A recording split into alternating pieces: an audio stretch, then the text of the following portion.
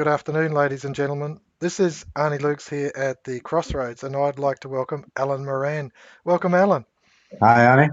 No worries, pleased to speak to you. Alan, you've recently been to Canberra, I understand.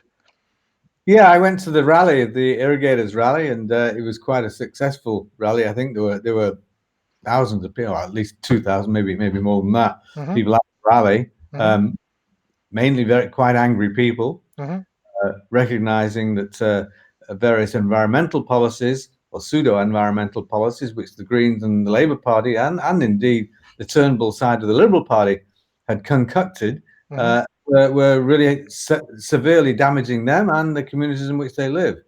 Yeah. Uh, hmm as you know, what has happened is that there has been a cap on water being taken. That was back in 1999, hmm and from then the amount of water which may be taken for irrigation by farmers has been reduced by 20 or 30%, Yeah. uh, which has caused a great distress. The mm, prices start soaring, and many farmers being forced out of the area, and the area itself having to adapt and adapt savagely to this new regime of much less water. Of Yeah. No, course, I appreciate. Yeah, no, I appreciate where you're coming from, and also I really do feel for the farmers. I'm just going to cut across to a couple of news items in the ABC in regard to it. And the fellow on the right, this Mike Keelty, being the Inspector General or the interim Inspector General, and then the Minister. And this other one, of course, the response from South Australia and New South Wales demanding it stop sending the environmental flow during the drought, and South Australia responding and saying no. And then, of course, the people who were down there requesting that the actual Murray-Darling plan, the Water Act 2007, I'm assuming, be scrapped. Is that a correct assessment, Alan? that's more or less right. Yeah, I hmm mean, there's a range of issues involved in it, and certainly many of those people at the rally, almost all of them, of course, wanted to have the water restored hmm in some way to the farmers, hmm and many of them wanted to go further than that and have more water made available through opening up or restoring the natural environment of the Murray Mouth, which is brackish and takes up at least 2,000 gigalitres of water Yeah, uh, um, each year, and they'd like that back for irrigation, which is not a bad idea. yeah. Um, there's a kind of there's also sometimes get some populism in there. hmm Um, for example, many speakers are saying, well, we've got to stop this situation where the water and the land are separate property rights. Yeah. Uh, and there's a lot always kind of populism against, quote, the speculator, end quote, hmm who doubtless makes a lot of money, but the speculator can only make money by the contrived situation of shortage, which has been created by government policy. Yeah, yeah, no, it's actually a one too. I think we mentioned it previously, the separation of water from the land, and then the opening up of the market or the trading, extensive trading that's gone on, and of course the shortening by the environmental flows, Yeah, rather than because to me the obvious is that Australia's population is not getting any smaller, and therefore the food requirements and the water security, because water is still very important for industry. It's not just food production; it's also industry and domestic, of course, domestic water for people.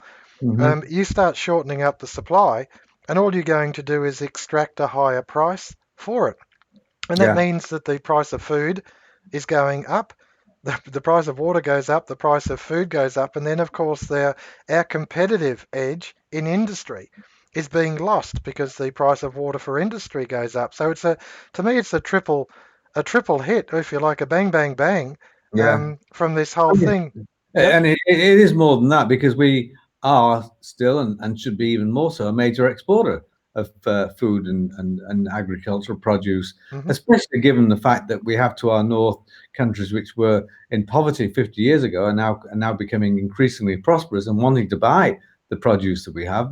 Meanwhile, we're cutting off the lifeblood of the support for that produce by preventing people from using the water and indeed a great many other regulatory measures preventing clearing of land and various things like that, preventing us taking advantage of the position that we're in, and in fact leading us into towards poverty rather than prosperity. Yeah, that's exactly right. And I also note, was it yesterday, I think, in the paper, that a Canadian superannuation fund, a Canadian fund is interested in getting in on the act of our purchasing our water. Now, on one of our forums, a sister forum to this one, I speak to Canadians regularly every week, and the information I get from them is that um, the actual outworking of policies in Canada are just as horrendous as they are in Australia, almost to the point where saying that they're mirror images of the same outcome, that costs are going through the roof and services are not improving. So really, it is. You mentioned the word poverty, and I certainly do believe that it's actually a deconstruction of our middle class. Those people who actually have the initiative, they have the potential to do good things, but they need the foot taken off their throat, and the foot on their throat in this case is the restrictive practices in regard to water access. The purpose of government isn't to control. The purpose of government is to facilitate. It should be providing more water for a growing population and possibly even an expanding agricultural and industrial base. And they're doing the very opposite. Alan. Exactly. I Yeah. mean, I don't know whether they should be providing more water, but they should not be standing in the way of other people providing more water, and they Mm, certainly should not be actually reducing the amount of water which is possible to use. mm, And I'm sure I don't know a great deal about Canadian policies like that, but they have the same sort of uh, preferences for uh, solar power and wind power, etc., and therefore mm, the same. In fact, they're about to introduce a carbon tax, so if they haven't already introduced that carbon tax mm, with the Trudeau government. One thing that Canada did do, or didn't avoided doing, which we did as part of the Kyoto Agreement, we prevented anybody clearing land where it was possible to clear it in New South Wales and Queensland, and thereby defrauded and took away the value of a great deal of farming land, paid no compensation whatsoever. mm, And when it went through a court of law, mm, it was a conspiracy between the state governments and the federal government. mhm, Had it been the federal government done this, there would have been a claim on the federal government because it would have been what's called a taking. So they mhm, would have had to give compensation. But because it came under state law, the judge, she just insouciantly said, "Well, you know, state law, you don't have to give compensation. You can steal the land, and that's it. Is, QED." isn't that Um, incredible? Whereas the Canadians could have done the same thing, and in many, their green groups were urging that they do, but they found it totally unconscionable to take people's land away like that. But Mm. it was apparently quite acceptable to do it in Australia, and that was actually done in Australia under a Liberal government and under the Howard government. I know this is actually interesting because you mentioned that John Howard, in at least in my sort of psyche, is supposedly not part of the branch of the Malcolm Turnbull Hmm. ilk, if you like, the division within the Liberal Party. But in actual fact, his government's responsible for a lot of this pain and suffering that people are experiencing because they in the first place separated the water from the land. That was part of the his legacy. So I don't know that he gets away scot-free without accepting some of the blame for this. Alan. Well, he certainly started. He signed to didn't he didn't fully grow along with Kyoto, but more or less did. Hmm.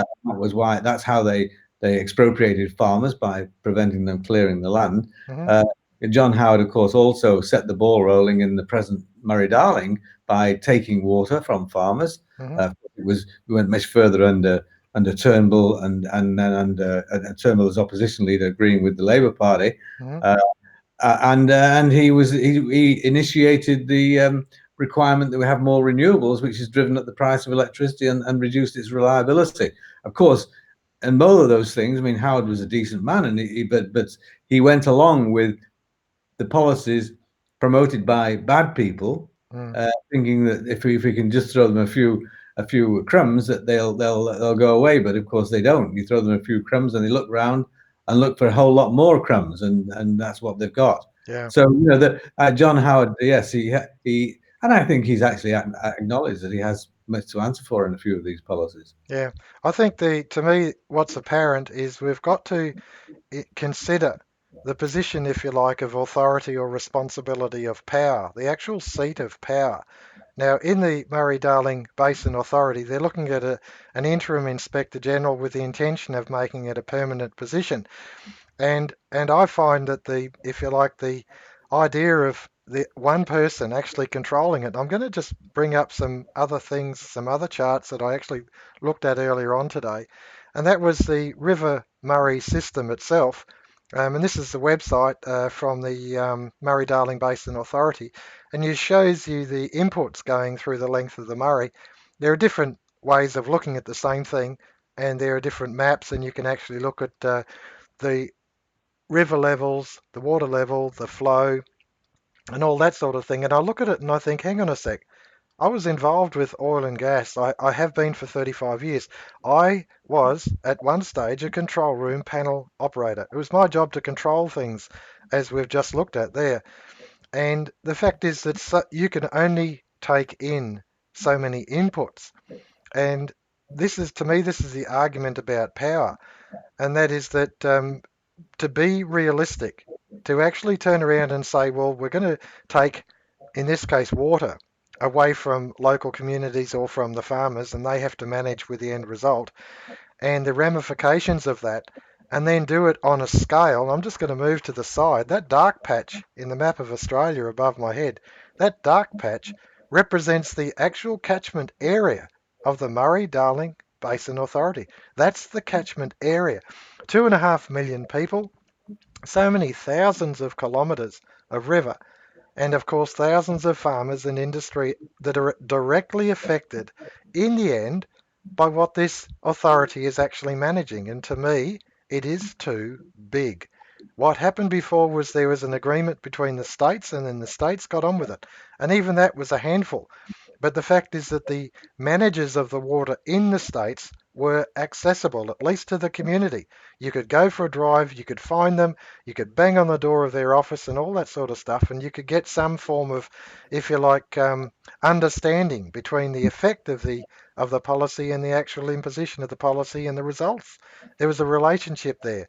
But when it's all in Canberra, you went for 2 days, Alan. I mean, come on. 1,000 kilometres there, 1,000 kilometres back, accommodation, transport, fuel, just to actually get in a point where you're talking with 2,000 people who all want to talk to the same minister. Mm. To me, it's not effective. It's not real. There are too many inputs under the central authority, and I'm of the view. I go back to that third clip that I showed that it needs to be scrapped. The Water Act 2007 needs to be scrapped. But that's my view, Alan. Where do you stand? Well, I think that the Water Act needs to be scrapped or it needs to be amended or whatever. We have to get back to the situation where we have the water going through and the farmers can use it. Hmm. I mean, this is not a pristine, free-flowing river, blah de blah de blah. This is basically a working river. That's right. It's a working river which has transformed this arid area of Australia, semi-desert area of Australia, Hmm. into producing 40% of the nation's agricultural output. Hmm. And it's a marvelous piece of engineering which has allowed this to occur.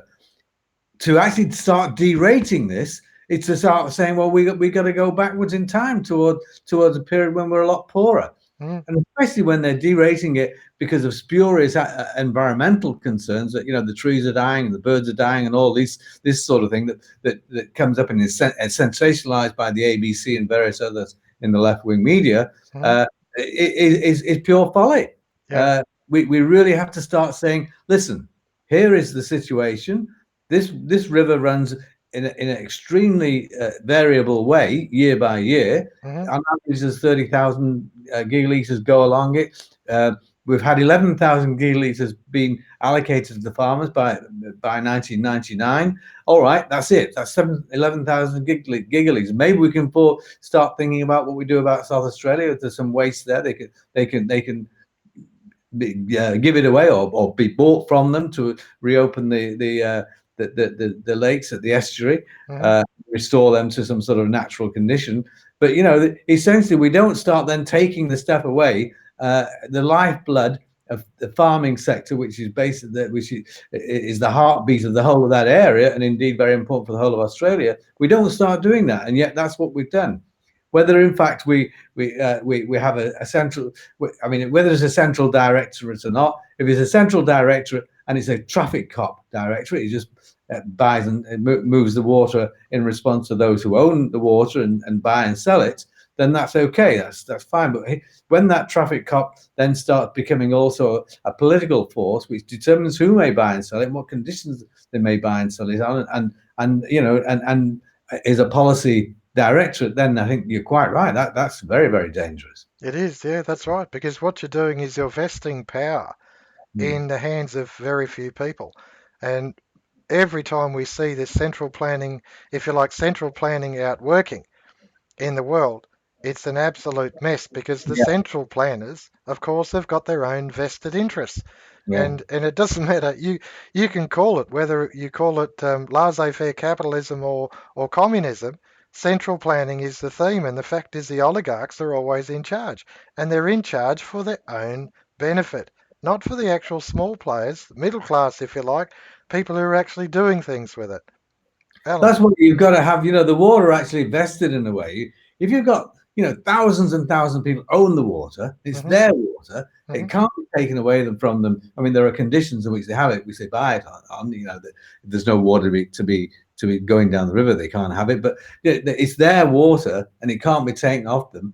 All the central planner then is a traffic cop who says, what the conditions are, and their known situations. But when it can be modified and changed, as the system has been changed since 2007 and even before, Hmm. then you've got a dangerous situation. You've got the property rights are no longer sacrosanct. People can't plan.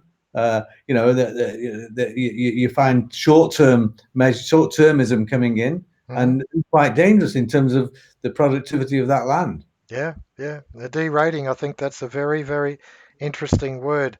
And I sort of look on that and I think about the farmers, but I also am apprehensive because I see the same exposure to Australia, and that's in regard to another subject, and that is the electricity market. Yeah. We're derating our power generation. I'm sorry to break us off on a tangent here, but we do cover both areas, the water and the power. And I noted in there was a report that just came out 2019-20 from, is it AMIO, whatever, and they are not projecting any new or replacement power as in baseload. It's all to do with solar or wind, which of course is only for windy days or daylight. Hmm. Yeah. Well, that's a whole story, and it's an analogous and indeed a more frightful story than we see in the water. Mm, Basically, it's not AEMO or even it is the regulators to some degree, but these are political decisions have been taken to subsidise one form of power, that's wind and solar, yeah. thereby discouraging others. So basically, if I've got for long terms, 20, 30 years, the power was kind of competitively produced. And the price of that power was roughly, the answer is about $38 per megawatt hour. Hmm.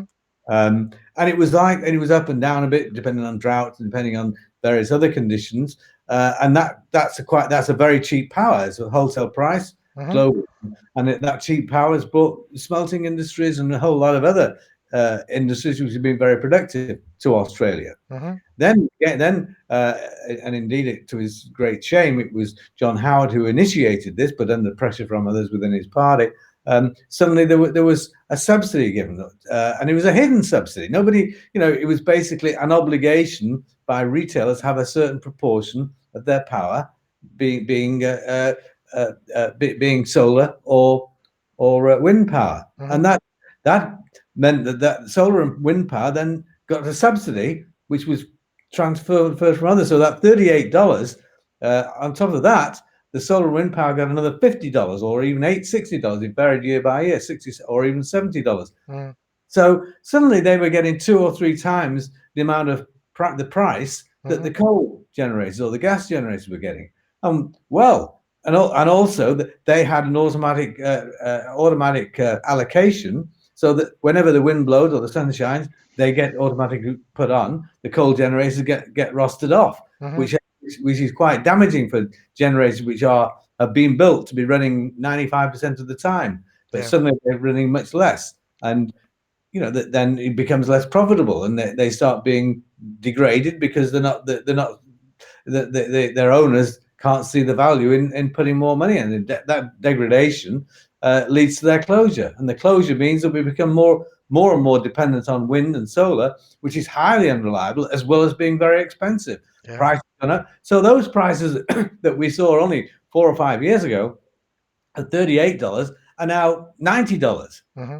I mean, and suddenly we have moved in a very short space of time from being just about the most efficient, low cost electricity market in the world to one of the highest. And Mm. it's all caused by government regulations, which have impacted upon the market by forcing along the use of solar and wind. And as you say, nobody people are looking at the situation now. For a coal producer, it's difficult to see how you make a profit Yeah. because you have this subsidized power, which is always going to displace you whenever it's available because they're getting a subsidy of 50 or 60.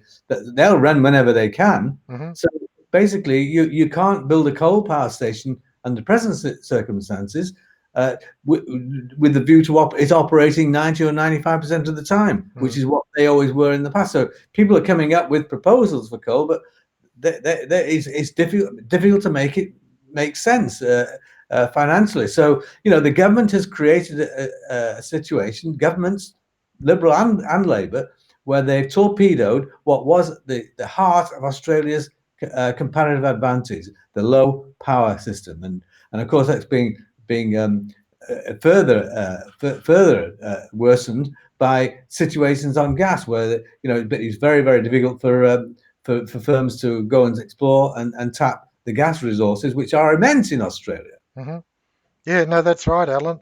If people look at again, the Murray-Darling Basin, I've actually seen maps of Australia where a similar area size, but further north, starting in New South Wales and going all the way to the Gulf of Carpentaria, is shale oil deposits. And of course, it's this shale oil that exploiters would like to get into to tap into the gas. In fact, Australia was its infancy was using shale oil to produce Neptune fuel. And I Yeah. grew up, and Neptune was one of the companies there. So I think that that's interesting that both, and this is what you've got to me, place in your forefront of your thinking, is that both Liberal Labor are actually imposing green policies on the Australian, if you like, Australian economy. And Mm. the outworking of that is that we are being deconstructed, that our security is actually being compromised, and that, if you like, we are being threatened with poverty. The farmers are in desperate situation. The people who want to actually grow food, if the price of electricity goes through the roof, if the price of water goes through the roof, then so does the food. So it ends up at the end position where the consumer wants to buy it, the price increases. And so it's only reflected, if you like, with the consumer. It affects every single person in Australia. This affects us directly, and it's like adding another tax on another tax on another tax. It's another Mhm. cost on another cost on another cost that Yeah. has to go in the end to the final price of what you pay.